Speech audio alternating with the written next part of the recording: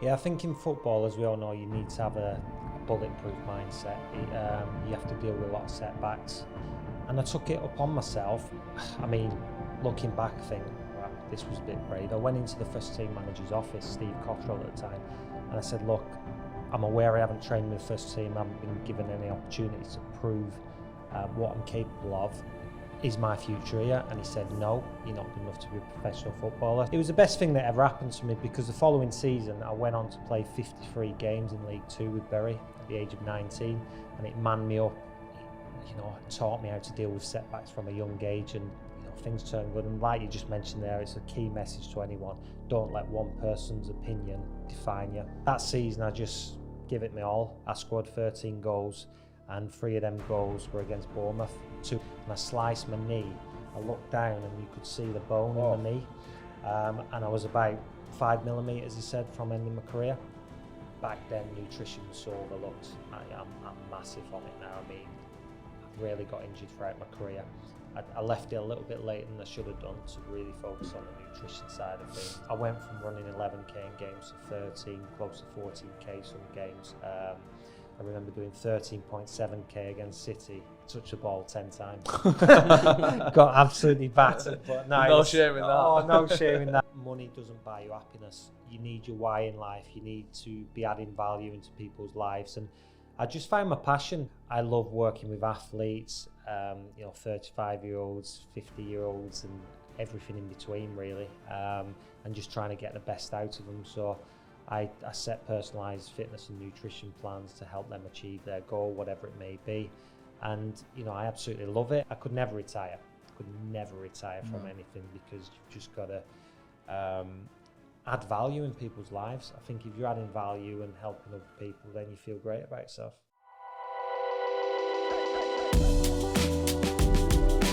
So, Marc, firstly, thanks for coming, mate. We appreciate you coming in today, spending time with us. Brought up in Burnley, there or thereabouts. Let's start there. So, you come through the youth team there, released from an early age. I want to start with the mindset and the setback from such an early age, really, of how you dealt with that to kick on and ultimately have the career that you've had with such an early setback. Can you talk a little bit about that? Yeah, I think in football, as we all know, you need to have a bulletproof mindset. You have to deal with a lot of setbacks. Spent my time with Burnley from the age of 16 to 18. It's all I ever dreamt about as a young boy. Wanted to play football. Achieved my dream playing in the Premier League. Got released at 18. Didn't fit with the first team manager's plans. In my final season with them, scored 27 goals in 14 games in reserve and youth team football. I thought, statistics like that, you're half a decent player, but for one reason or another, I didn't fit with the plans. And it was the best thing that ever happened to me, because the following season I went on to play 53 games in League Two with Bury at the age of 19, and it manned me up. It taught me how to deal with setbacks from a young age. And it's tough. Football is a roller coaster. There's a lot of lows, a lot of highs, and I just taught myself through a lot of willingness to learn and improve on to never get too high with the highs, too low with the lows, and just stay grounded, because it's a long career and 0.5% of footballers coming through academies make it. So make the most of every opportunity and work hard, whether it's ticking your boxes with your nutrition, fitness, mindset. Just work on yourself, because if you work on yourself on a daily basis, then you will be successful in the end, whether it's with football, whether it's with another job. So did you still think, because I'm thinking back here to if I was, or a lot of lads that I know that were released age 16 to 18 as youth team lads, do you still think you'd go on and be a professional footballer, or were you looking elsewhere because to go on the next season and play 50 odd games in League Two, that's unheard of, really. For a youth team player to get released and then go and sign for a League Two club is an achievement in itself. But then to go on and play 50 games at that level, I don't think there's many lads that do that nowadays. Like, were you ever looking elsewhere, or was it a case of, look, I know I'm good enough, and there was plenty of offers out there to still continue your dream? Yeah, I think to dig a little bit deeper, I think I grew a pair of balls basically because I was coming towards, I think it's around February, March time. And I hadn't trained with the first team. I was scoring goals in the youth team and reserve teams for fun. I was scoring every week, 2-3 goals, scored 4 against Port Vale. And I took it upon myself. I mean, looking back, I think, wow, this was a bit brave. I went into the first team manager's office, Steve Cottrell at the time, and I said, look, I'm aware I haven't trained with the first team. I haven't been given any opportunities to prove what I'm capable of. Is my future here? And he said, no, you're not good enough to be a professional footballer. So at that point, I spoke to someone I knew really well, and he had contacts at Bury. So I was still in the youth team, still contracted to Burnley. And I ended up going on a little mini loan towards the end of the season with Bury. I played, I think it was about 5 to 8 games anyway, off the top of my head. I scored a goal, played really well. I think it was Lincoln away, which was my first professional goal. I think I got on Soccer M with a rainbow flick actually back then, believe it or not. Shocking first touch. It bounced off defender's shin and then a rainbow flicked it, crossed it in and we scored off it. So that kind of gave me confidence. I mean, I went into the first team manager's office, was honest with him and I just wanted to be proactive rather than reactive because you get released, you get towards the end of the season, it's off season, you're scrambling around to get a club. I got my foot in the door at Bury, took my opportunity and then they signed me on a year contract.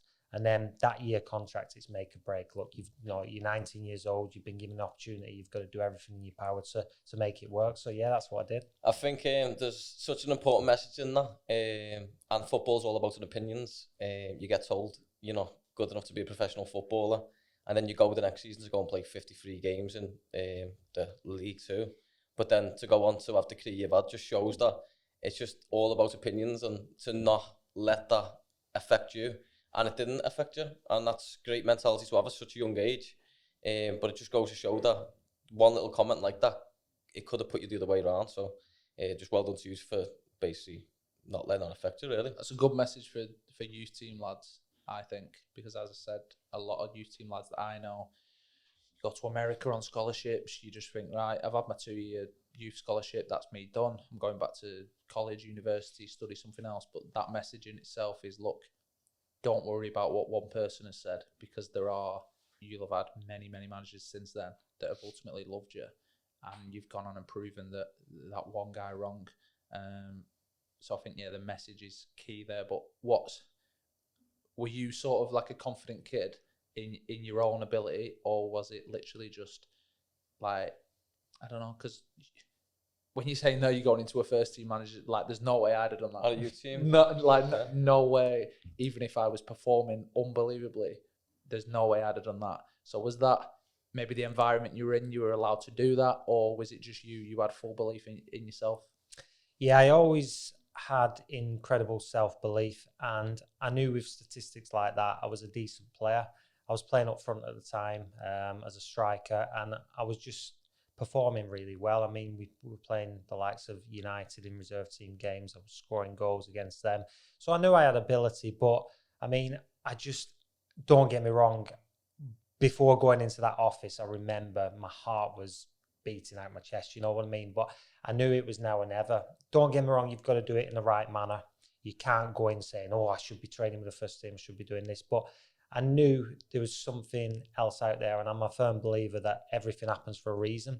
And if you do things in the right way, you're honest, you work hard, then things turn good. And like you just mentioned there, it's a key message to anyone. Don't let one person's opinion define you. If you're showing belief, good character on a day-to-day basis, then you'll get to where you want to be eventually. You said before it was the best thing that happened to you getting released.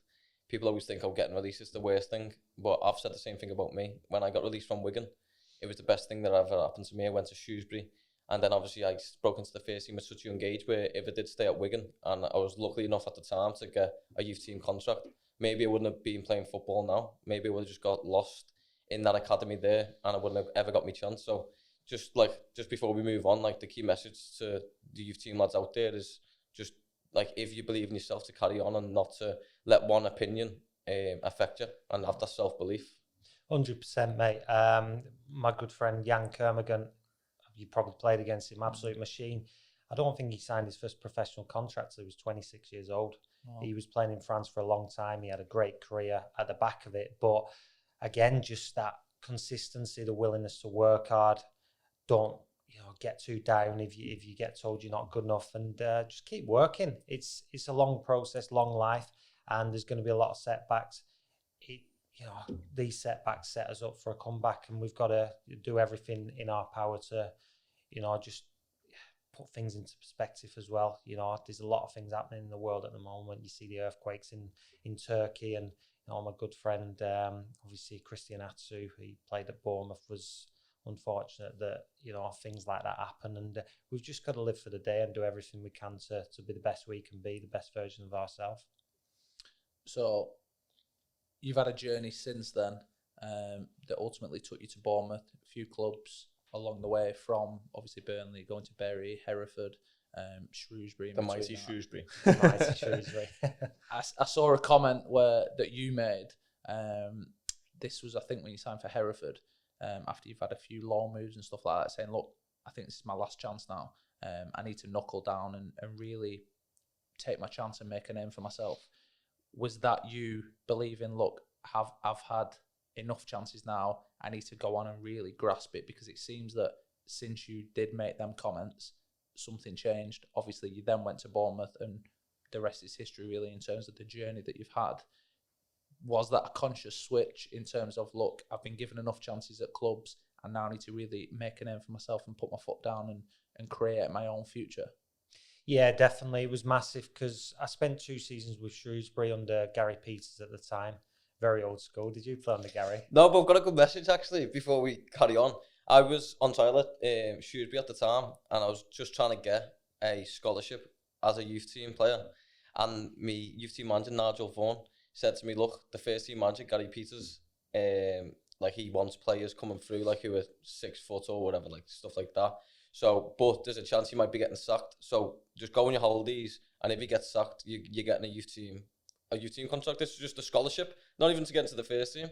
So luckily for me, sorry, Gary Peters, he got sacked. I was on my holidays. Paul Simpson had come in, and I got a scholarship just because the first team manager, I got sacked. So I'm guessing when you talk about Gary Peters, it's going to be something along them lines of old school. Well, it weren't big enough. Yeah. No, to be fair, I played 2 years under Gary Peters. So I was on the wing. I played about 80 odd games under Gary.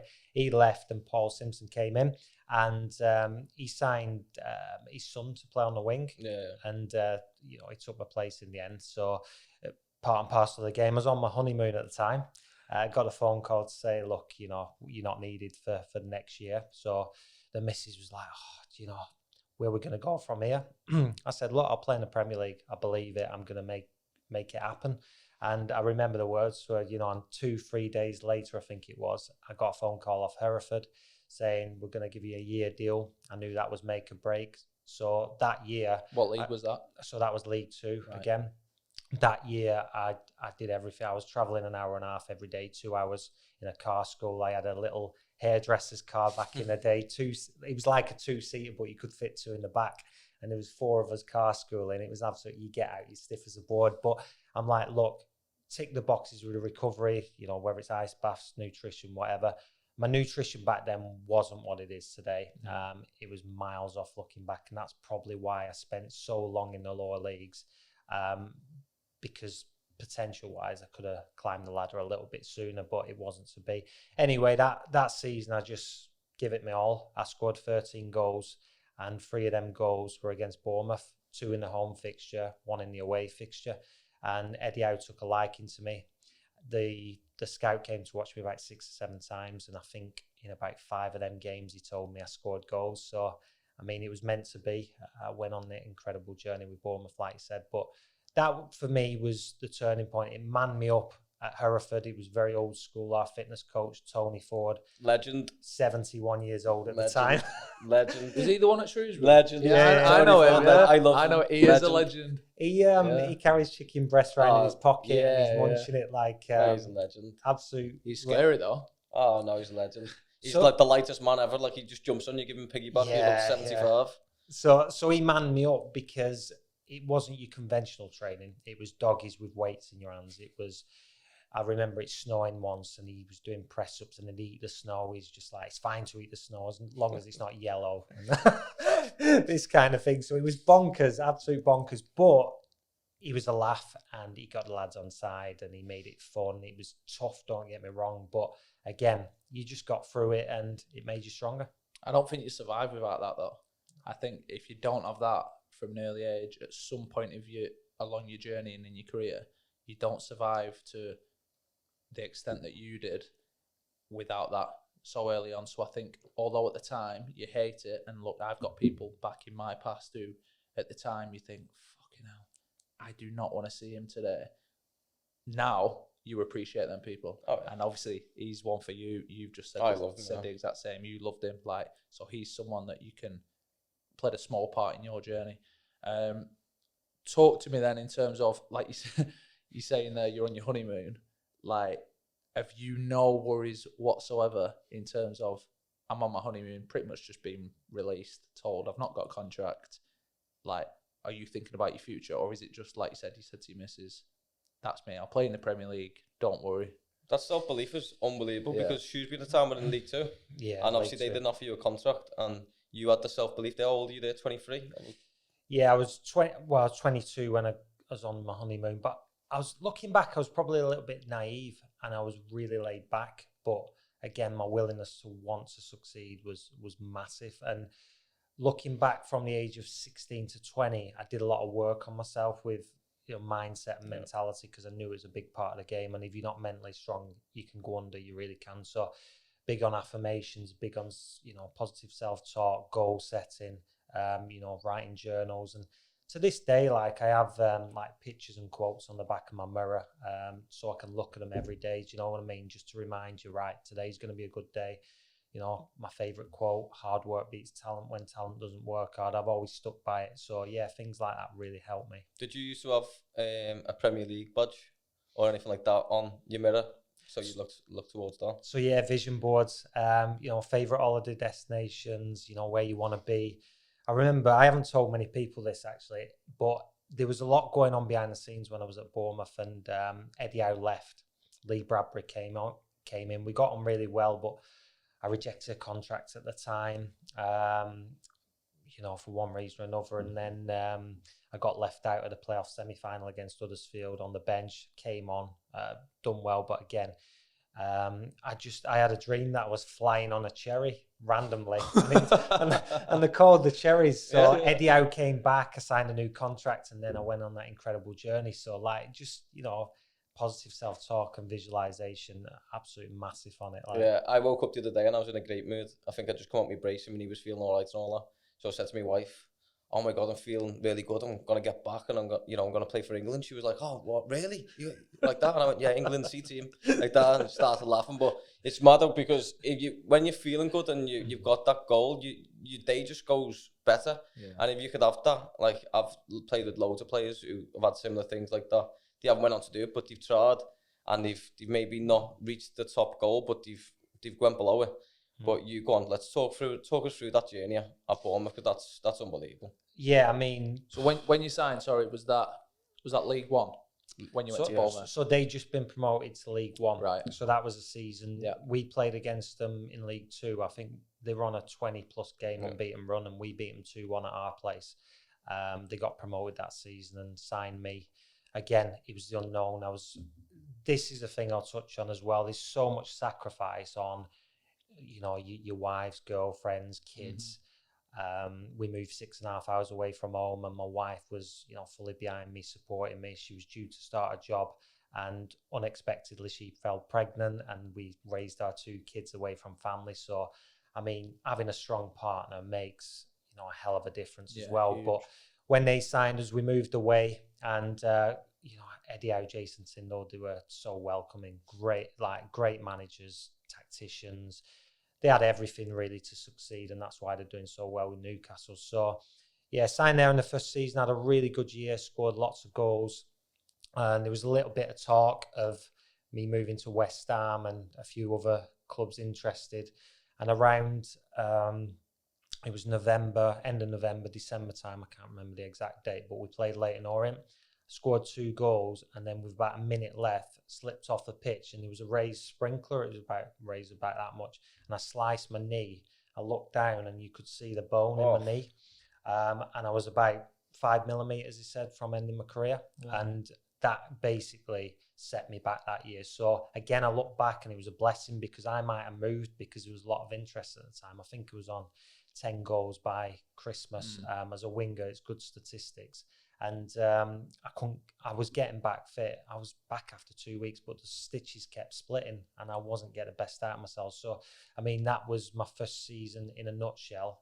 Really enjoyable. And then the following season, Eddie Howe left for Burnley, which I got on really well with him. I took it hard. He wanted to bring me to Burnley at the time. Jason Tyndall was on to me. But they decided, I think they signed Keith Treacy in the end over me. Again, one of them things. I was a Burnley fan as well, so I was kind of honestly hoping it had happened, but it didn't materialise, and that coincided with me rejecting a contract with Bournemouth. And yeah, there's loads that goes on behind the scene, but that was my first 18 months, and then Eddie Howe came back. So yeah, incredible journey. Like, the promotion from League One in our second season, I think when Eddie came back, we were sat 21st in the league, and we went on a, I think, 24, 25 game unbeaten run to get promoted that season. And I don't know whether you remember the game. Can you remember what happened? Sure. So we were top, and we only needed Brentford to lose or draw. Anyway, the other team had a penalty. Hit the crossbar. I do remember this. Bounced out, and then Brentford went up the other. Doncaster? Scored. Doncaster. That was it. Doncaster. They scored. Cops, was it Cops that scored? Yeah. We finished second as opposed to winning it. Yeah. But that was incredible. Absolutely. Yeah, I've seen Cops shows that video all the time. Does he? Yeah, he loves that video. How important do you think luck is in terms of, like, how important do you think it is in terms of the journey? Because what you said a few things there in terms of the games that you played against Bournemouth, you scored goals. The games that they came to watch you scored goals. And I think the message there is you don't ever know when someone's watching, and that one game can change your life. And also the next point you've gone on to is the injury. You could have not got injured there. You could have left. Your career could have gone down a totally different path. Maybe better, maybe worse. We don't know. But I always like to think that, look, you can work hard physically, mentally, nutrition, whatever it may be, but I think you need that little bit of luck as well. And it seems like them instances there, you've had that little touch of fortune, not taking anything away from you, obviously, but which has guided your path to eventually where you ended up. Yeah, I think you've got to trust the process. Things happen for a reason. And I think, like I mentioned, it's so uncertain in football. A 3-year contract, it's gone like that. It really is. So you've just got to make the most of every day, do everything you can in the gym. I mean, back then, nutrition was so overlooked. I'm massive on it now. I mean, I've rarely got injured throughout my career. I left it a little bit later than I should have done to really focus on the nutrition side of things. I always had, I think, the gym side of things, the recovery side of things ticked off, but the nutrition one was big on me. And since I started to implement small changes, as I always say, the small percentages in life, they really do add up. So if you improve those small percentages, whether it's extra work on the training ground, whether it's your mobility sessions, yoga sessions, you see, the likes of Giggsy, when he was in his prime, he swears by yoga and he always looked after himself. And I think living our daily life right will prolong our career, especially the younger lads. You start early, you instill them good habits, and then, you can go on to have an amazing career. But like I say, you do need a little bit of luck. It's really important that you do make your own luck to an extent. If you prepare properly, you prepare for every game, every training session, then the rest will take care of itself. The right person will be watching at the right time.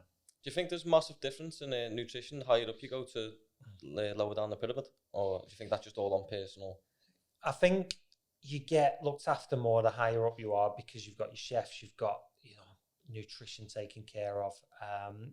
I have found it a bit of a problem in a lot of academies I've been into. Not all of them. There's some really good ones, but there's some academy lads that finish training, they go into the local off license to get a Swiss roll filled full of cream, chocolate Yeah. Swiss roll, and they're uneducated. What are you looking at me What's- for? what's that? I don't eat He's not Swiss on the rolls. Swiss rolls, is he?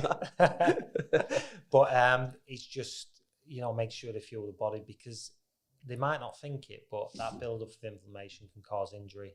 It can cause, brain fog, mental clarity issues. And the big talking point all around the world at the moment is whether it be mental health issues and things. And I think a lot of it, not all of it, don't get me wrong, is linked to the processed foods, the refined sugars we put in our body all the time. And as athletes, we're always told to eat your white pasta, your white bread, your white rice. But the reality is they're full of hidden sugars, and they're not going to provide the body with long sustained energy. So again, small tweaks will make a big difference. That transition from League One to the Premier League for you, did you change anything about yourself in that time? Or was that just a natural progression for you? Look, we got promoted. Oh, shit, we got promoted again. And you were still doing the same things? Or did you have to improve yourself, whether that be physically, mentally, like you said there, your health, nutrition? Or did you just stay the same the whole way and then only later on realise, what if? Yeah, I was 26. We got promoted to the Championship, and I did a diploma, an 18-module diploma in nutrition. It taught me on the impacts food and nutrition has on performance recovery, overall health and well-being being the most important one, because, as I always say, a healthy athlete makes a great athlete. The healthier you are, the better you feel on a daily basis. You're going to perform better, you're going to recover better, and you're going to be healthier and happier as well away from the game, and not lethargic and feeling crap if you've had a bad game on a Saturday. You're going home, and if you eat a takeaway, a fast food, you feel that inflammation just builds up. So I really nailed my nutrition from the age of 26. It took me about 4 or 5 months to really notice the benefits. I noticed an immediate effect on my mental clarity, but I went from running 11k in games to 13, close to 14k some games. I remember doing 13.7k against City. Touched the ball 10 times. Got absolutely battered. But no shame in that. Oh, no shame in that. But I felt physically good, but we got hammered. So I think it was 4-0. And I just went from being okay in games, last 70 minutes. We all start to feel tired, don't get me wrong, but I could go for that last 20 minutes and keep going and going. So, yeah, when we got promoted to the Championship, I really did try to nail the nutrition, because the lads are more athletic. I mean, you both know, like, when you play in the Championship, it's different from League One and then to the Premier League. Again, the athleticism, I was coming up against Kyle Walker and Nathaniel Klein, real quick, Valencia, and they were quick. So you've got to use your brain, and I needed to stay focused throughout that period of time. If you use your brain against these quick players, because I was never blessed with blistering pace. It's not a naughty step over though. Naughty step over, the chocolate step chop. over. So I had to come in the pockets. I had to use my brain a little bit more, and if I didn't do that, I probably wouldn't have lasted the 4 years in the Premier League. You know what's great on that? You done your diploma at 26 to benefit your career.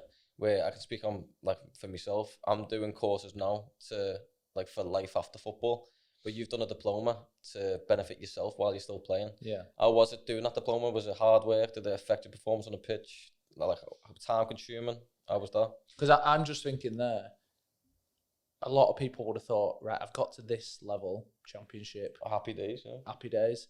Promotion. I'm flying. I'm all right. We have the potential to get to the Premier League. I don't need to now improve. I don't need to look at... Do a diploma? A diploma. I don't need to study. I don't need to look to the future. I'm set. I'm 26. I've got loads of years left.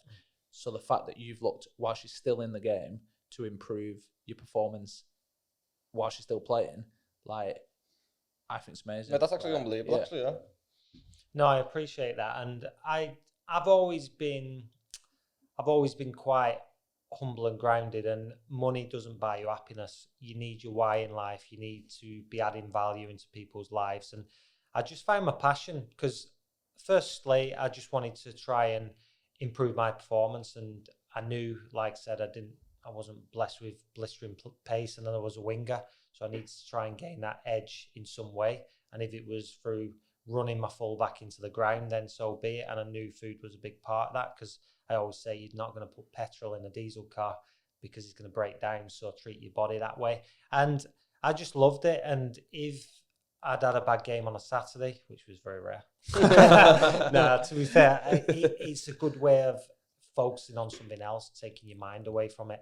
I couldn't boil an egg at 26. I relied on my missus to cook my food. Sometimes I come home from training, I have a pie waiting for me, and I'm like, come on, darling, can't be eating pies. Yeah. And I needed to be accountable for myself, and that was my way of sort of, gaining that edge. And I loved it. I grew a real passion for it. I never envisioned turning a business into it when I retired from football. I just grew to love it. And yeah, if I can help, 1, 2, 3 people a day, then that's what you want in life, isn't it? So if you didn't envision going down that route, what did you envision? Did you have any other plans outside of football? Did you start thinking this is when you're a Premier League player? Did you start thinking where you're going to go in the future? Like, did you study anything else? Did you think I'm going to go into coaching? Or did you think I've made it as a Premier League player now, I don't need to worry about the future? No, I knew, everyone will tell you, me, I need to be doing something. I need to keep myself busy. I need to be helping people. Otherwise, if you sit there for too long and fester on what's been and gone, especially when you've had a 20-year football career, then you'll get down, you'll get depressed. So I busy myself. I spend a lot of time working on myself as well.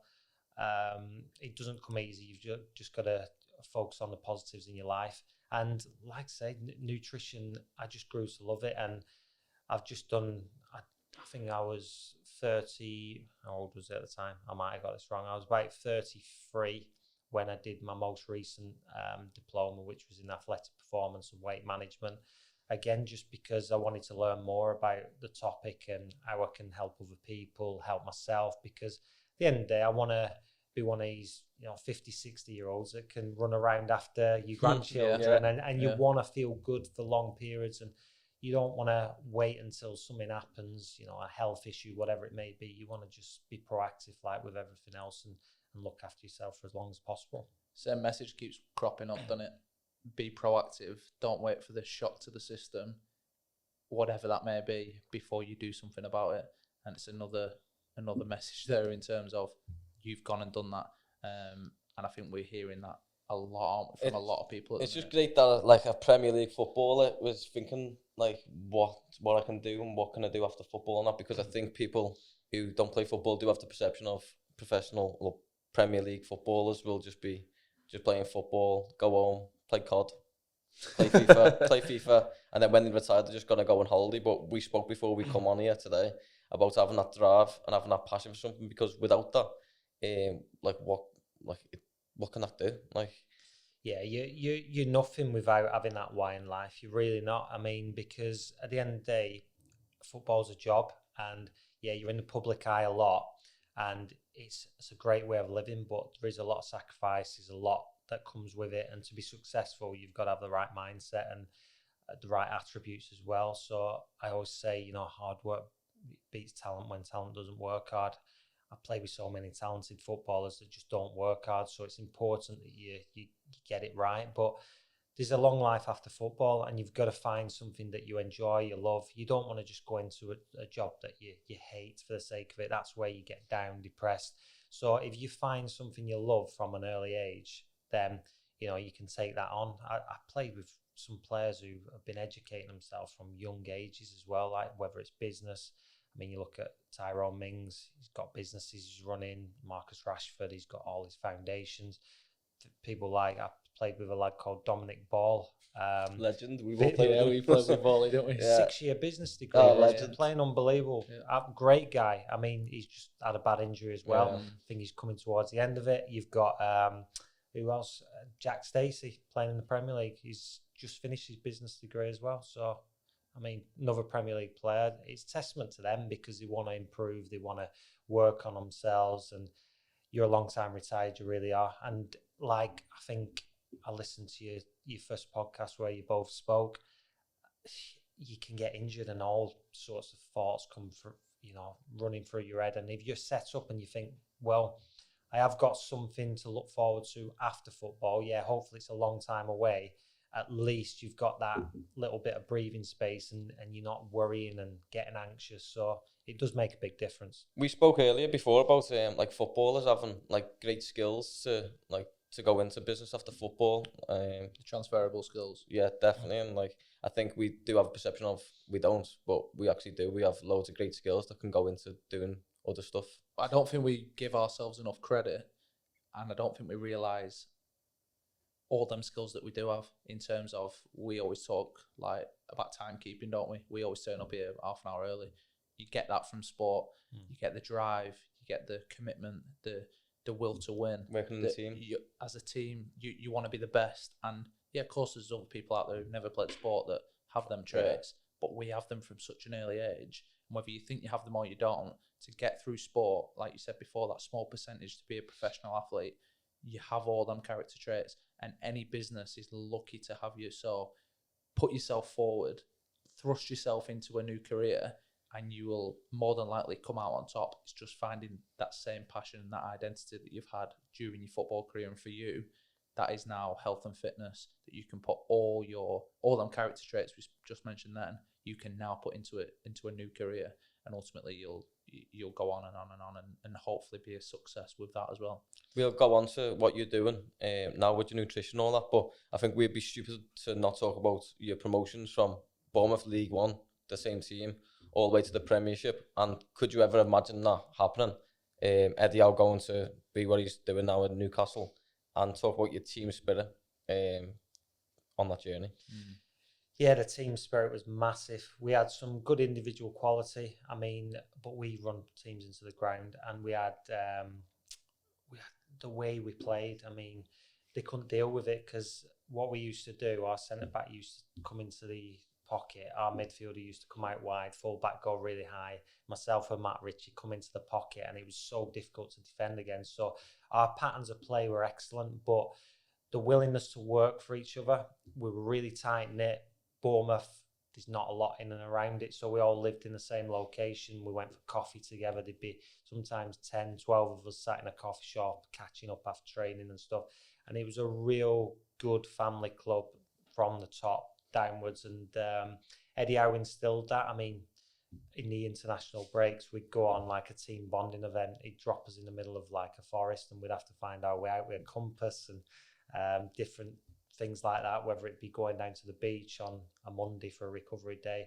Really good. But I mean, that promotion to the Premier League, I think the first game we played against Aston Villa, 10 of the players that went through the journey played in that first game, and it was incredible to go through that journey with everyone, and all humble lads, all wanted to do well, never tested themselves in that league before. So to be a part of that journey, it was absolutely incredible. And you look back and you think, did I take it for granted? And I tried not to, but you just think, did I really appreciate it at the time? Because it goes so quick, so you've got to enjoy every moment. I don't think you ever fully appreciate the achievements that you've made. I don't think any of us do.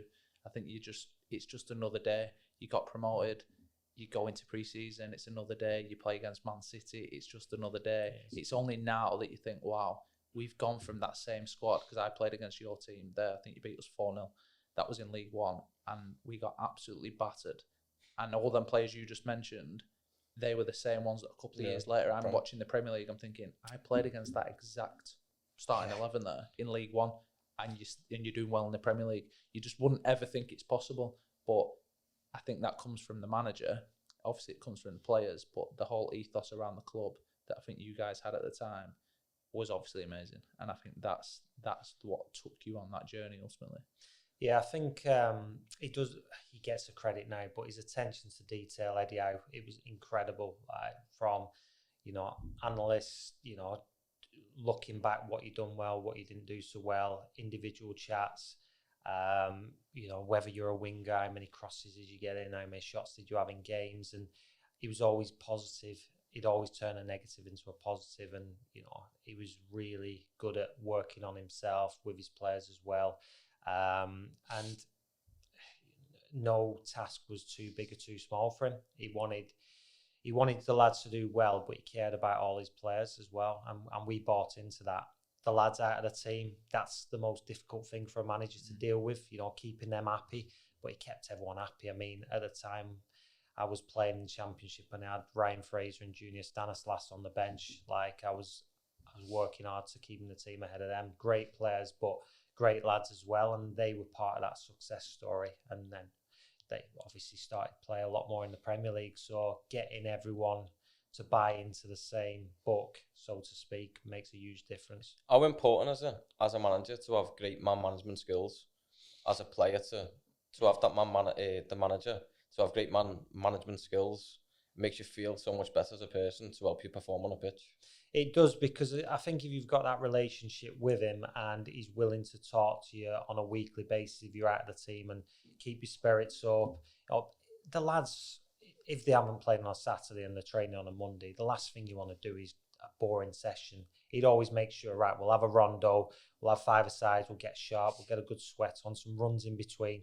I think keeping them spirits up is really important, and he did that so well, really did. So talk to us now then about what you're doing now. Like, we spoke a lot about health, nutrition. What exactly is it you're doing? Where do you aim to take it? Ultimately, how did you get into it? So yeah, I mean, when I finished football, I said to myself, I wanted to make the world a healthier, happier place. And, you know, through nutrition, fitness, mindset, I think it's absolutely massively important that whether you're an athlete, whether you're someone who's quite sedentary behind a desk, a nurse, or whoever you may be, we want to be healthier. We want to put the right things in our body to perform optimally.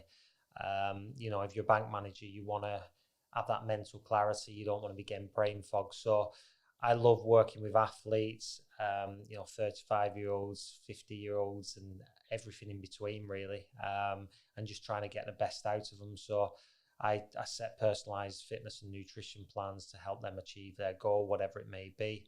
And, you know, I absolutely love it. I also, you know, the foodie footballer, as you know, on Instagram. So I've got my website as well to provide free recipes for people to try and, you know, be better at, you know, day-to-day life and just, I mean, everyone can cook. It's not as difficult as people make it out to be. It's just getting in the kitchen and trying something new. So I try and encourage that as well. And yeah, I think it's so important that everyone try and look after himself, because, you know, this world is marketing, as I touched on earlier. Marketing of products is absolutely shambolic. So, and I also go into clubs. I'm part of the life skills program for the LFE, for the 72 EFL clubs, and I've really enjoyed that, teaching academy lads how to cook in the practical sessions and deliver workshops for them. It's been really rewarding, and, you know, like I said, if I can help people going forward, then that's all I want. What a role model, though. So for like a youth team now, you coming in there to show them how to cook, show them like what you've done, instead of just like, not slagging anyone else off, but like just a chef coming in and talking about it. It's what a role model. You'd like to think so, but I'm thinking back to when I was maybe, what are these lads, 16, 17. 20, yeah. Like, what's their attitude like towards it in terms of, are they on board with it? Do they think it's as important as obviously you're trying to get across? Because I'm thinking, if when I was 16, you think you know it all. Like that's the age where you think, look, I'm in the youth team, I'm going to become a pro, I'm going to go on and like be successful. Do you think the attitude's changing now in terms of the young lads compared to maybe when we were younger? And do you think that that's the age where you need to get the message across about nutrition? Yeah, I think I was actually shocked. You know, the first 4 or 5, I was unsure on how it was going to go, but the buy-in has been incredible. I think to get them to buy in as well, I tell them a little bit about my story from a young age and how it changed my perception on things. I mean, from running more distance in games, from feeling healthier, dropping my body fat by about 6% in the space of 6 months, just by making small changes made a huge difference. So telling these stories and relaying it back to how it could help improve them really did hit home. And, you know, after sessions, I get 6-7 lads message me asking me different things on various bits. So no, it has been really good response. And like you say, when we were younger, Sometimes a nutritionist would come in and he'd just go over your head because you didn't think it was that important. We're young, we're robust, we can recover a little bit quicker, but it catches up with you. We want to focus on longevity, not just that one performance. The season's a marathon, and we've got to look after our health, because the healthier we are, the better we'll perform on a day-to-day basis. I think why it works with you going in, I'm thinking when I was younger, I think we did have a couple of guys come in and they'd give us a piece of paper, write down what you eat, and I'm going to tell you what you can and can't eat. But it, as you said there, it was just a random. Yeah. You going in, and we talk about this word as well all the time. Relatable. I'd look at you as a young lad and I'd be like, well, he went from being released as a youth team player, playing in League Two, and then ended up all the way years and years in the Premier League. I want to do that, and I can do that. There's no luck.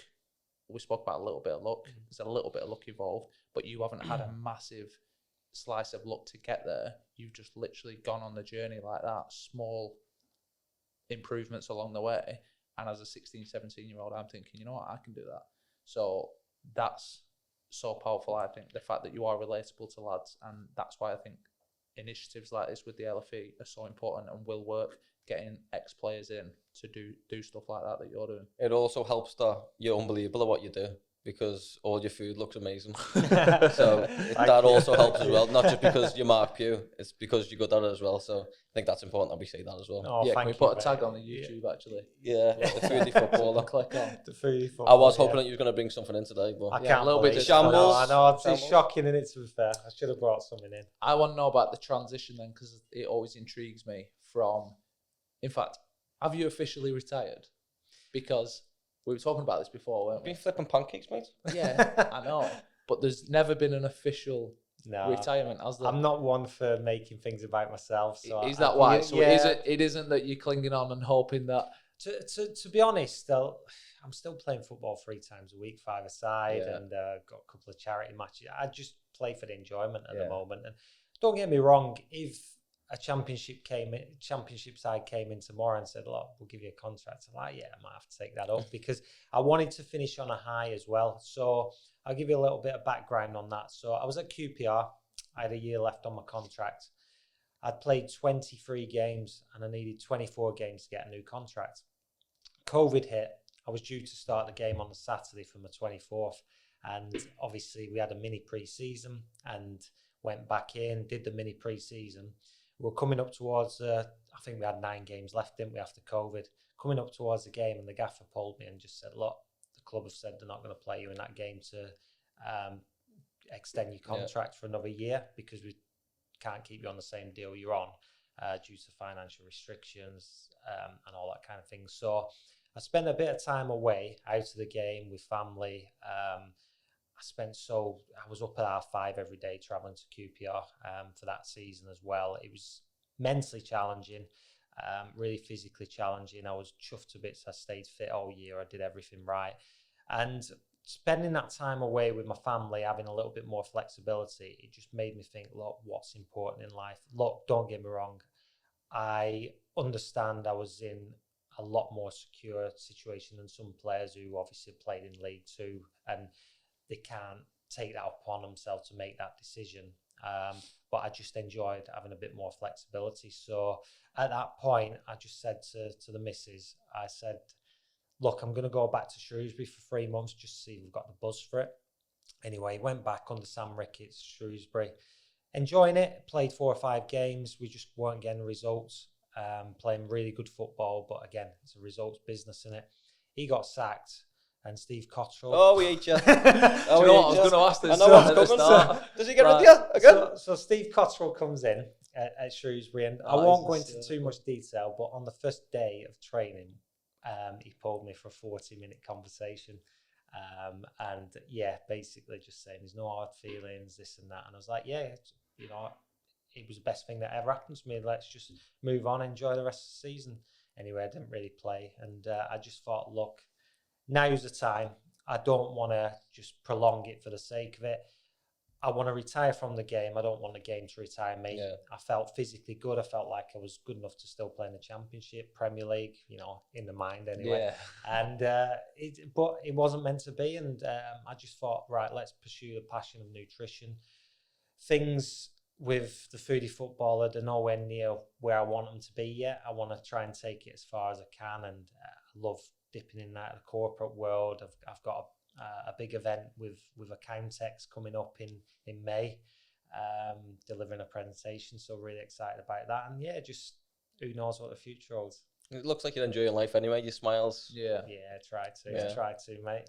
So what's been the toughest part of that transition? It's a little bit different for you because you had a mini transition beforehand where you took a little bit of time out, then came back, tested it again, and then obviously since Shrewsbury you've then been doing other things. Have you found that difficult in terms of not playing, not being involved, looking to the future, or do you think it's been quite smooth for you? And if so, why has it been smooth? I've tried to be as positive as possible with everything I do when I put things into perspective, but I mean, it is challenging. You've got to work on yourself every day. I've got to stick to my routine. So whether it's my gym session at 6 a.m, I've got to stay in routine, keep busy, because like I mentioned, if you sit on it and think, game day feeling, I try and avoid going to as many games as possible, if I'm honest, because if you're sat in that crowd watching the game day feeling, then you get the buzz back. I've been to a few. I went to when Liverpool hammered Bournemouth 8-0 earlier on in the season. I went to watch that, and I was glad I weren't playing in that Bournemouth team actually, but you get the buzz for it. And so I've tried to stay away from that and just focus my whole attention on watching the games at home and spending as much time with family as I can, and just focus on what's going well in my life, because I'm aware a lot of people come out of the game and really struggle because they've left it too late to decide what they want to do in life. And yeah, it's a challenge. You've got to work on yourself every day. Like I mentioned, affirmations, positivity, finding your why in life. And yeah, we've just got to keep growing as an individual. I think growth is the biggest thing in life, whether we're a footballer, whether we're someone else who's working in construction. We've got to keep growing. I could never retire. From anything, because you've just got to add value in people's lives. I think if you're adding value and helping other people, then you feel great about yourself. So we always finish, don't we, with 2 questions really. The first one being your biggest high in football, and then the second one, any message for current players who might be either considering the transition out of football or have come to the end of their career in a little bit of a crossroads. So, 2 questions to finish. Firstly, your biggest high. So biggest high, I'll give you 2. So we played Bolton to get promotion. I scored the first goal. Little chop in there as well. Actually, it was against Liam Feeney. I played with him at Bournemouth for 4 years. He said, I knew you was going to chop it. Still can't stop it. Still can't stop it. Still can't stop it. So that was a big high for me. The evening, we beat Bolton 3-0, and then we had 1 game to play against Charlton on the Saturday. This was a Tuesday night, but we just all went out on Tuesday evening and had the best time. We should have really prepped for Saturday's game because we needed to win it to win the league, but we all went out and got absolutely hammered, which was an amazing night, absolutely amazing. We ended up beating Charlton 3-0 at the weekend as well, which was good. And the second high was my first Premier League goal against West Ham. Again, another chop. Jenkinson's still sliding. Have you seen that goal? So yeah, that was a highlight for me. We beat West Ham 4-3. That was our first Premier League win as well. And for people coming out of the game, I would just say, look, you can't prepare for it. I mean, it's really mentally challenging because it's all you've known for 15 to 20 years if you're lucky. Just put things in place so you've got another passion. I think you need to develop other passions in life, educate yourself, keep working on yourself, and find something that you're going to enjoy after football as early as possible. So then you're not just going into the unknown. Like I say, I fell into nutrition at 26 years old. I didn't have a clue. I didn't know anything other than football. I thought I'd play football forever until I was 50. You're very naive when you're young, but the sooner, like we mentioned, being proactive, the sooner you can do that, then the easier the transition will be. Don't get me wrong, it's not going to be easy. And there are days where you sometimes think, having a game on a Saturday again, because physically and mentally I know I'm still good enough to play at that level. And you do question yourself sometimes, did I maybe fall out of it too soon? But you can't regret what's been and gone. You've just got to move on and look forward. That's my outlook in life. Well, thank you very much. And there's some great messages in that, so thank you very much. Yeah, and Pugh, get on the thanks, foodie footballer.